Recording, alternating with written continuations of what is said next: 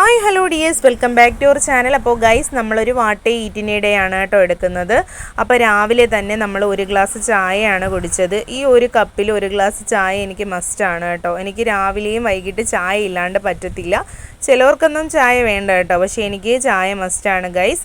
പിന്നെ അതിനുശേഷം നമ്മൾ ദോശയും കടലക്കറിയാണ് കേട്ടോ കഴിച്ചത്. പിന്നെ ഉച്ചയ്ക്ക് വീട്ടിൽ വന്നിട്ട് ചോറ്, മീൻ പൊരിച്ച, പിന്നെ മുരിങ്ങയ്ക്ക അവിയൽ, ചമ്മന്തി രാവിലെ കുഞ്ഞുങ്ങൾക്ക് അരയ്ക്കുന്നതാണ് കേട്ടോ. പിന്നെ തൈര്, മീൻകറി, മാങ്ങാച്ചാറും ഉണ്ടായിരുന്നു ഗൈസ്. അതിൽ ആ വാള മീൻ വലിയ മീനായിരുന്നു കേട്ടോ.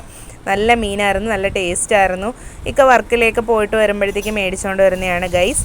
പിന്നെ അതിനുശേഷം ഷോപ്പിൽ വന്നിട്ട് നമ്മളൊരു ഷവർമ്മ വൈകിട്ട് മേടിച്ച് കഴിച്ചു കേട്ടോ. നല്ല അടിപൊളി ഷവർമ്മയായിരുന്നു. ഒരു ഷവർമ്മയാണ് മേടിച്ചത്, മക്കളൊന്നുമില്ലല്ലോ. ഞാനപ്പോൾ ഷോപ്പിൽ നിൽക്കുകയായിരുന്നു.